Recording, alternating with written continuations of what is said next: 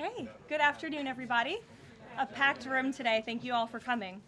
President Trump is making America affordable again through his proven economic formula of powerful tariffs, fair trade deals, massive middle-class tax cuts, energy dominance, and aggressive deregulation. The overwhelmingly positive economic data released this week underscores the significant progress the president has already delivered.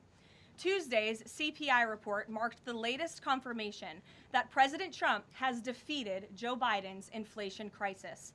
Since President Trump took office, core CPI has increased at just a 2.4% annualized rate, substantially lower than the 3.3% annual rate inherited from the Biden administration last January. Importantly, as inflation cools, Americans' wages are rising, giving the American people more purchasing power. And with what is likely going to be a record-breaking tax refund season in the next couple of weeks, the American people will be reaping the rewards of the massive tax cuts that were signed into law by the president. Thanks to President Trump's signing of no tax on tips, overtime, Social Security, boosting the child tax credit, and locking in the 2017 Trump tax cuts, independent estimates project the average American tax filer could expect up to an extra $1,000 bump to their tax refund next year. This is going to be a helpful boost to working families who are making ends meet.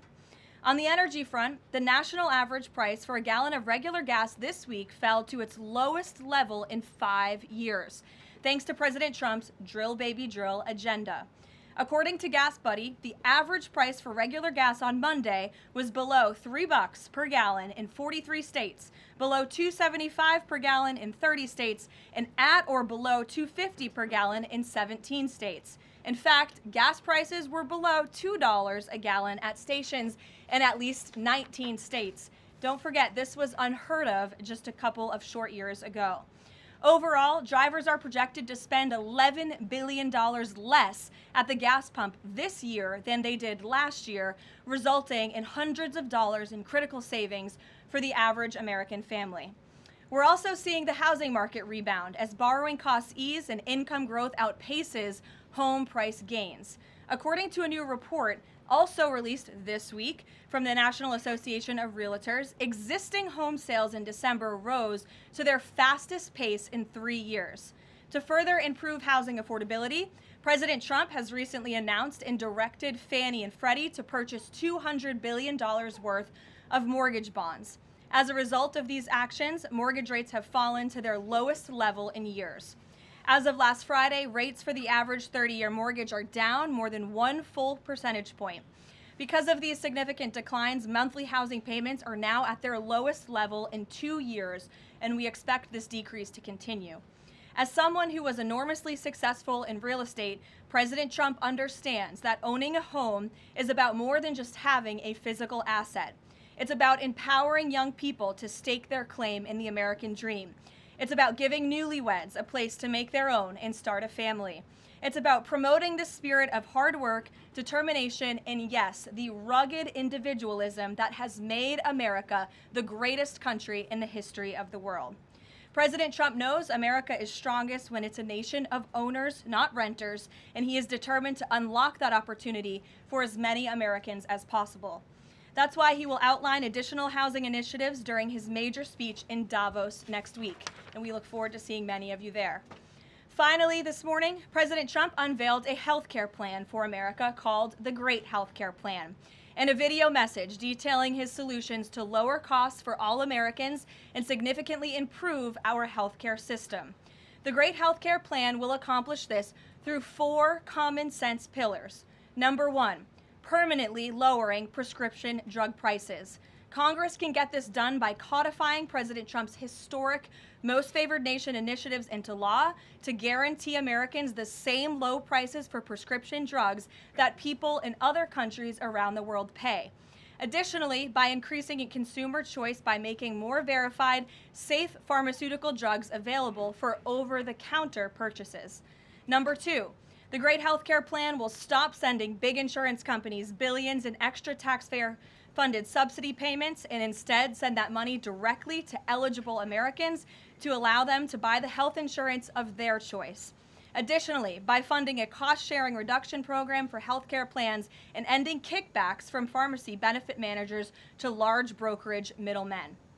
Number 3, the Great Healthcare Plan will maximize price transparency by requiring any healthcare provider or insurer who accepts either Medicare or Medicaid to publicly and prominently post their pricing and fees to avoid surprise medical bills. This is an incredibly popular policy that has been bipartisan for many years, and President Trump is officially and firmly calling on Congress to get it done.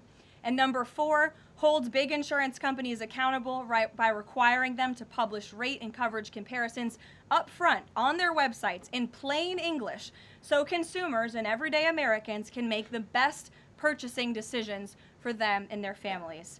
These are common sense actions that make up President Trump's great healthcare plan, and they represent the most comprehensive and bold agenda to lower healthcare costs to have ever been considered by the federal government. Congress should immediately take up President Trump's plan and pass it into law.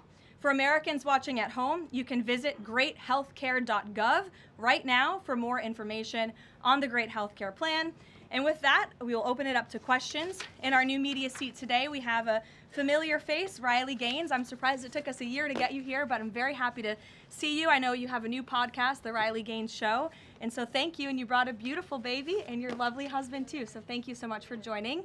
And why don't you kick us off? Absolutely. Well, thank you.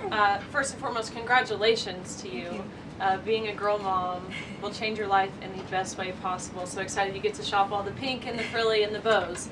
I was in Washington, D.C. earlier this week for the Supreme Court case. There were 2 arguments that were heard surrounding sex-based rights and if it's constitutional for states to pass laws that ultimately protect those rights for women. If the Supreme Court rules as anticipated in favor of maintaining these sex-based rights, is the administration prepared to take action against the states? I believe at this point it's 23 states that don't have those protections for women? Absolutely. And as you know, Riley, the administration already has done so. We've taken action in a number of fronts against these states who are failing to uphold the president's executive orders and this administration's policy of simply protecting women in women's sports and in women's private spaces.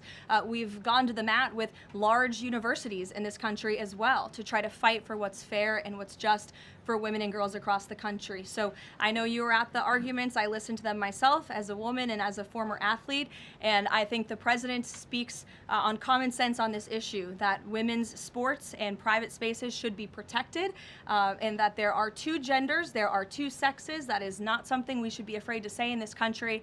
And I think, frankly, it was quite alarming to not only hear a couple of justices gravel over that basic fundamental biological fact that men and women are different but inherently equal, but we are certainly different and women deserve such rights. We hope and expect that the Supreme Court will rule in the right way on this matter. Thank you. Gabe. Caroline, thank you very much. A lot to talk about. Sure. Isn't there always a lot to talk about? What can you share about the president's meeting with Maria Corina Machado? Is it underway? What can you share about that? And then also, the president said yesterday that Delcy Rodriguez was, quote, a terrific person. Does the president trust the remaining members of the Maduro regime? I will say, to your first question, the meeting was about to begin as I was stepping out of the Oval Office moments ago, so my understanding is that it's underway right now. I know the president was looking forward to this meeting, and he's was expecting it to be a good and positive discussion with Ms. Machado, who is really a remarkable and brave voice for many of the people of Venezuela. So the president looks forward to obviously talking to her about the realities on the ground in the country and what is taking place. As for Ms. Rodriguez, the president did speak with her directly this week. As you know, he revealed that to all of you yesterday. And Secretary Rubio and the administration have been in constant communication with Ms. Rodriguez and other members of the interim government in Venezuela. They have been extremely cooperative. They have thus far met all of the demands and requests of the United States and of the president. And I think you have all seen that play out. We obviously had a $500 million energy deal that was struck in large part because of the cooperation from Ms. Rodriguez.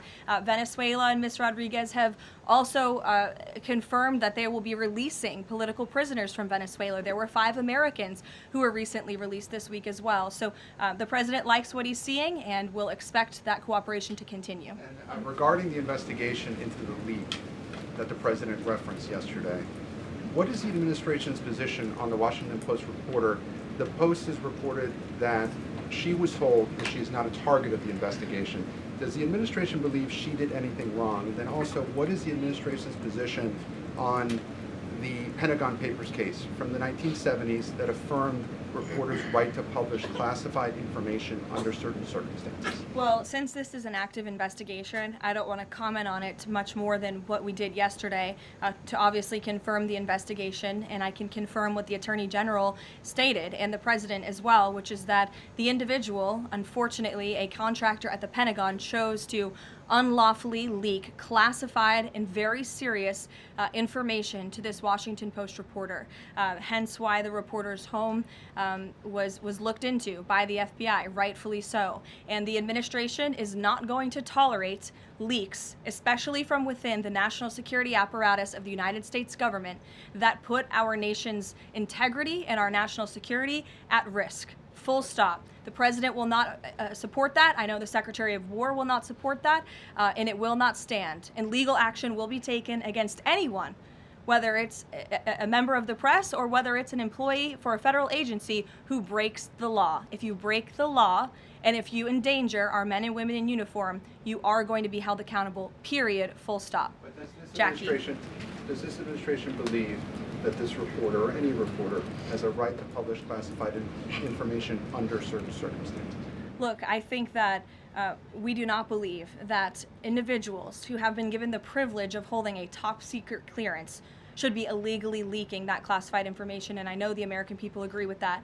And I think it's a basic tenet of journalistic integrity not to publish information that could directly endanger the operational security or the brave men and women who are serving this country in uniform and putting themselves in harm's way to protect not just the people of this administration, but all of you in the press and all of their fellow Americans as well. Jackie. Thank you, Karoline. I wanted to get the White House reaction to Iranian state TV broadcasting an implicit threat to the president's life. It was images of the assassination attempt in Butler, Pennsylvania, according to reports, with the message, "This time it will not go wrong." I have not seen that, to be honest with you, Jackie. We'll take a look, and I'll let the president and his national security team examine that footage to ensure its legitimacy. Again, I haven't seen it, so I can't comment on it. What I will say with respect to Iran is that the president and his team have communicated to the Iranian regime that if the killing continues, there will be grave consequences. And the president received a message, as he revealed to all of you and the whole world yesterday, that the killing and the executions will stop. And the president understands today that 800 executions that were scheduled and supposed to take place yesterday were halted. And so the president and his team are closely monitoring this situation, and all options remain on the table for the president. Netanyahu encouraged him against strikes. Look, it's true that the president spoke with Prime Minister Netanyahu, but I would never details about their conversation without giving the expressed approval by the president himself. Ouija. Thank you, Caroline. Is it still the president's assessment that it would be very hard for Ms. Machado to leave Venezuela because he says she lacks the respect and support in that country? And will he raise that with her today? I think the president's assessment that you just pointed out was based on realities on the ground. It was a realistic assessment based on what the president was reading and hearing from his advisors and national security team. And at this moment in time, his opinion on that matter has not changed. He has also said that he would like there to be elections in Venezuela when the time is right. That's right. Do you have any update on when that might be? And is he committed to a transition to democracy for Venezuela? Yes, and he is also committed to hopefully seeing elections in Venezuela one day, but I don't have an updated timetable for you today. Reagan in the back. Thanks, Caroline. I have a question for you on Minnesota and then also Venezuela. Sure. President Trump threatened invoking the Insurrection Act today in a Truth Social post. I'm wondering what his tipping point is. Like, what would it take for him to invoke the Insurrection Act? Look, that's only a question, frankly, Reagan, the president can answer. But the Insurrection Act is a tool at the president's disposal. As you know, it has been used sparingly, but it has been used by previous presidents in American history. And I think the president's Truth Social post spoke very loud and clear to Democrats across this country, elected officials who are using their platforms to encourage violence against federal law enforcement officers, who are encouraging left-wing agitators to unlawfully obstruct legitimate law enforcement operations. And if you talk to any law enforcement officer, no matter what level they work at, they want to be working with their counterparts, whether that's at the federal level or the federal authorities wanting to work with their counterparts at the state and local level. And it's truly shameful that now for more than a year, you've had elected Democrat governors and mayors who have basically held their state and local law enforcement hostage and told them, you cannot cooperate with federal law enforcement. Why? They cooperated under the Biden administration. It's because these Democrats are deranged in their hatred for President Trump, and they are holding their state and local law enforcement hostage as a result. And these Democrat mayors and governors are doing this over what? Over the lawful and legitimate law enforcement operations to remove violent criminals from the streets of Minnesota, from the streets of California, from the streets of New York, and from the streets of every state across this country. And you don't see these riots and this vandalism taking place in states like Florida. Why? Because you have a governor in that state who has empowered federal and local authorities to work together. And it's despicable what we're seeing from these Democrat politicians, especially in sanctuary states and cities across the country. Yesterday, Karoline. Go ahead, John. Oh, thank you so much. My question is, President Trump has talked twice in recent days, once at the Kennedy Center and then to Reuters again last night, about canceling the election. Why is he talking about this? I believe you're referring to the president's interview at Reuters last night. I was in that interview. It was a closed-door interview. Obviously, there was not audio or video. The president was simply joking. He was saying, we're doing such a great job. We're doing everything the American people thought. Maybe we should just keep rolling. But he was speaking facetiously. And then one more. Sure. On the labor secretary. She's under investigation. Has he spoken to her about this? I don't know if the president has spoken directly to the secretary. If they have, I'm unfamiliar with that conversation, but I have spoken to the president about that report regarding the secretary. He's aware of the internal investigation, and he stands by the secretary, and he thinks that she's doing a tremendous job at the Department of Labor on behalf of American workers. PBS, go ahead. You were mentioning a moment ago about working federal, state, local officials in Minneapolis. Governor Walz's office is saying today that he's trying to get a hold directly with the president. Have they spoken? And if they haven't, why haven't they spoken? If there's a desire from Walz, they're saying to de-escalate what's happening there. I'm not sure if that's a genuine offer to speak with the president. I was with the president about 30 minutes ago, and they hadn't spoken at that point.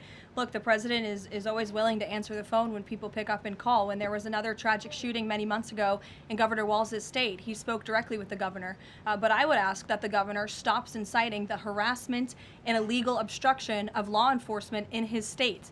All ICE and federal law enforcement are trying to do are remove people like this off of the streets of Governor Walz's city in Minneapolis and of his state in Minnesota. If you look at some of the individuals in this photo, these are all illegal alien criminals who came into our country under the previous administration. This is some of the most disturbing crimes you will ever read about, and there's only a few reporters in this room who will actually talk about these individuals. This is all ICE is trying to do. They are trying to remove people like this from Governor Walz's state. And so yes, he should pick up the phone, and he should say that he will cooperate with this president and with the federal government in making Minnesota safer, because that's all President Trump and his administration want to do. Mary. Thanks, Caroline. The president says he wants money to go directly to Americans so they can buy their own insurance. How exactly would this work? And can the president assure Americans that this will be enough to cover their health care costs? So this is the second principle in the president's health care plan, lowering insurance premiums specifically and ensuring that that money is going directly back to the American people and cutting the kickbacks that then raise those premiums. So this plan, once put into legislative text and passed by Congress and sent to the president's desk, will stop sending big insurance companies billions of an extra taxpayer-funded subsidy payments and instead send that money directly to eligible Americans to allow them to buy the health insurance of their choice through, you may have heard it be referred to as health savings accounts. Whether that ends up being the actual name of such accounts, we'll have to see. Again, Congress and the White House are going to work together to put this plan into action. And then secondly, the Great Healthcare Plan will fund a cost-sharing reduction program for healthcare plans, which will save taxpayers at least $36 billion and reduce the most common Obamacare plan premiums by over 10%, and that's according to the Congressional Budget Office. But 20 million Americans in recent weeks have seen their healthcare costs soar. Can he assure them that if this plan is put in place, that they will be able to cover those costs? If this plan is put in place, every single American who has health care in the United States will see lower costs as a result. They will see more transparency. All of these proposals that are within the Great Healthcare Plan are incredibly popular with the American people, and they will impact everyone, not just a small fraction of those who are within the healthcare marketplace, but every single American will continue to see their costs go down. And I will note that they already are with respect to prescription drug prices. When you look at what the president has done with most favored nations, you've seen these big pharmaceutical companies in the Oval Office saying that this president and his team were nonstop around the clock pressuring us and negotiating with us to lower the cost of prescription drugs for Americans. And we are already seeing that to the tune, in some cases, of more than 500%. And that Trump RX website is something that the administration will be formally launching very soon, so Americans will have access to those lower costs of drugs. Josh. Thank you. The president has called on credit card companies to lower the cap rate to 10% effective the 20th next week. If they don't do that, what's his what'll he do? What's the threat? Well, tariffs? No, I'm just kidding. The president certainly has an expectation, Josh, that the credit card companies will do this, just as he did with the pharmaceutical companies, that they will lower costs for American consumers. I don't have a specific consequence to outline for you, but certainly this is an expectation and, frankly, a demand that the president has made. Can you give us an update on the Fed? Sorry. There was some reporting from, I think, Fox Business that Rick Reeder had an interview this week scheduled. The president's indicated he's already made a selection, or at least some kind. He's settling on someone. Where is he in that process, and when can we expect an announcement? Is he still doing interviews? Look, the president is in the same place as you all have been asking about this for many, many weeks. He's in a decision-making phase. There are a few people who he likes very much for this job, maybe less than that. The truth is, like with all decisions, it's a decision for the president to make. And he said to Reuters in that interview last night that he thinks he'll be finally making that decision in the next couple of weeks. So we will see. And very quickly, there's been some criticism from other governments about Grok and XAI, the Twitter AI bot, and things it's been doing to manipulate images, including whether that would violate the Take It Down Act that the First Lady just supported. We've not heard from this administration on it. Elon Musk says that they've disabled that, but I wanted to ask you whether the administration has a position and whether that's something that you will be pursuing, or whether the president has talked to Mr. Musk about that. Yes, I will talk to the Office of Science and Technology, and we will get you a firm statement and answer on exactly where the administration stands. I don't want to speak on that without speaking with the experts on it. Karoline? Yes. Just to follow up on the health care plan, one of the things in the Affordable Care Act was coverage of pre-existing conditions. Is there any discussion or inclusion on that issue in the president's plan? The president's plan that he outlined today will have no impact on individuals in this country with pre-existing conditions. Obviously, that's a continued conversation that the White House will have with Congress, but that's not the president's intention with the Great Healthcare Plan. Caroline. Go ahead. Thanks, Caroline. 2 questions on Minneapolis. And then you. Go ahead. Thanks. 2 questions on Minneapolis, Sure. one on the ICE agent, the other on the rioting. I believe last night there were protesters or rioters that rifled through an FBI car, took weapons. We had a reporter embedded with ICE who said that she saw constant harassment all evening. Can you speak to the rhetoric we're hearing from Democrat politicians, whether they are causing violence against ICE, as well as some of the headlines we've seen not including the full story? Yeah, I mean, to your first point, I think I've addressed that these Democrat governors and mayors in not just Minnesota, but in states across the country are essentially, they've referred to ICE agents who, again, are brave men and women. And I would encourage everyone in this room, and I would encourage Governor Walz and other Democrats who are demeaning law enforcement to sit down and have a cup of coffee with an ICE agent or a Border Patrol agent. These are great patriotic men and women who have families, who put on the uniform every day and are following our nation's immigration laws at the direction of their bosses and again, at the direction of the law. They are simply trying to enforce the law. And the Democrat Party has demeaned these individuals. They've even referred to them as Nazis and as the Gestapo. And that is absolutely leading to the violence we're seeing in the streets. If you look at some of the images out of Minneapolis last night, look at this vehicle. Look at what it says. It says F ICE. You have these individuals who are putting their middle finger, proudly so, at the camera. Another ICE individual, a vehicle that was vandalized last night by these left-wing agitators.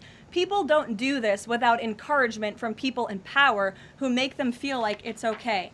Here's another one. And I'm pretty sure this car, you can't see it, said the best agent is a dead agent or something to that effect.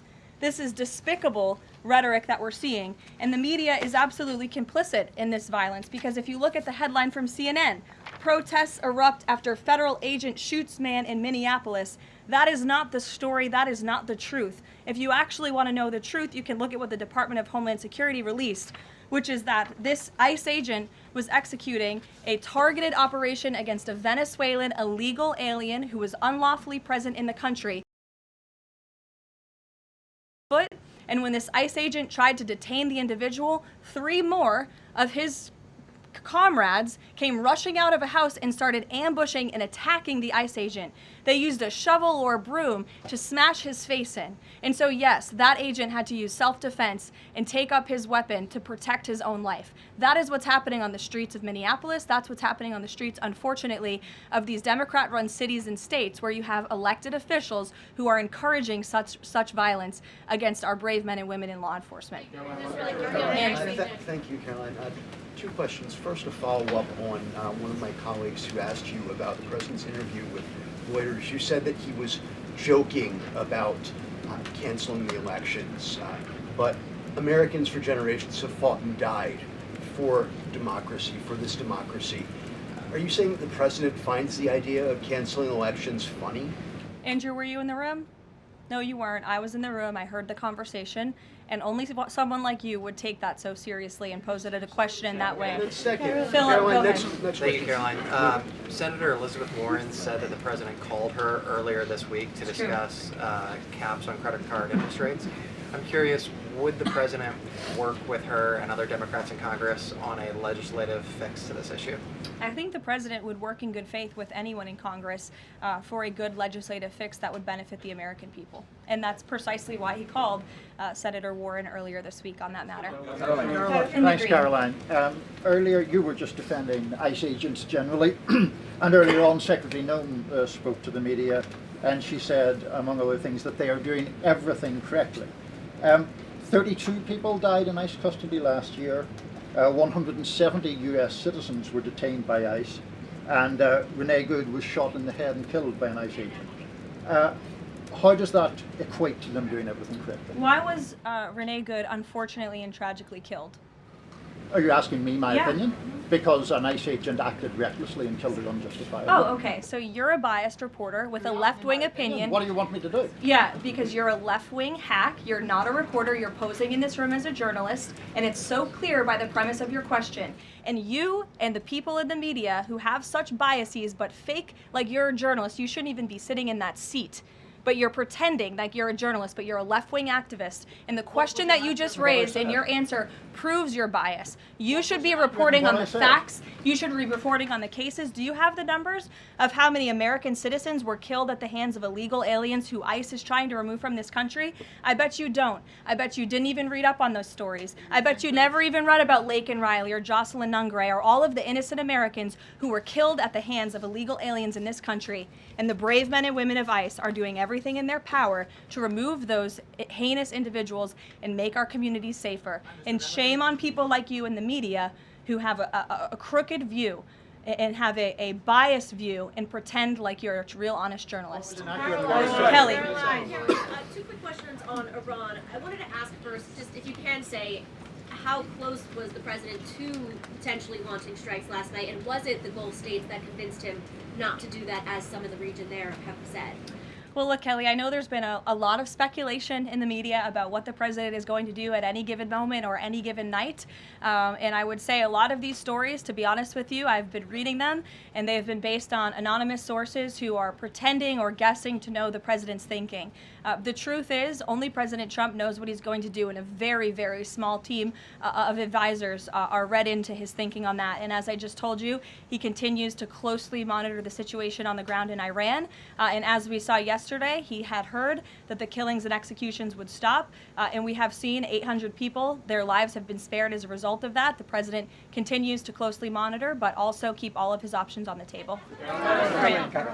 Karoline, two separate questions. Sure. On the Machado meeting first, what is it that the president feels that he needs to hear from her or from the opposition party that he hadn't heard prior to today, or he wanted to hear in the meeting, to be able to convince him to commit to some sort of a timeline for elections? I'm not sure the president is going into such the meeting with expectations like you just laid out, Fran. I don't think he needs to hear anything from Ms. Machado. I think generally this is a meeting that the president was willing to take and willing to accept, to meet Ms. Machado in person and to just have a frank and positive discussion about what's taking place in Venezuela. That's all. And on the subject of Greenland, Jeff Landry, the president's special envoy for Greenland, wasn't in the White House meeting yesterday. Can you say why that was and what exactly the role he is playing in these conversations about acquiring Greenland? Well, the Vice President and the Secretary of State were present for that meeting, and the meeting, it was a productive meeting.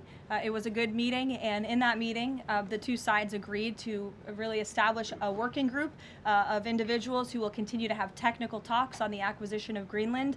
Those talks will take place, I'm told, every 2 to 3 weeks, so this is a conversation the administration intends to keep having with the Danes and with the respected delegation from Greenland. But the president has made his priority quite clear. He wants the United States to acquire Greenland. He thinks it's in our best national security to do that. Indeed. There have been multiple instances of American citizens being detained by ICE, and I'm wondering what the administration is asking the agency to do, or what steps is the administration asking the agency to take to ensure that Americans are not wrongly arrested? Obviously, ICE is focused on detaining individuals who are unlawfully present in the country. And there have been hundreds of thousands of illegal aliens who have been arrested and detained and deported from this country by ICE over the course of the last year. And that's their intention, and that is their goal. Elizabeth. Thank you, Caroline. What about on Greenland? You reportedly sent troops over there. Does that change at all what the president is doing on this? And then a second question. Yesterday, in a Senate help hearing, Senator Josh Hawley repeatedly asked a doctor if men can get pregnant, and she did not directly answer that. What are your thoughts on that? Well, to your first question on Greenland, I don't think troops in Europe impact the president's decision-making process, nor does it impact his goal of the acquisition of Greenland at all. To your second question, I mean, anyone in their right mind with common sense who's speaking honestly and candidly will say that men cannot get pregnant. And I think I can attest to that myself. So thank you all very much.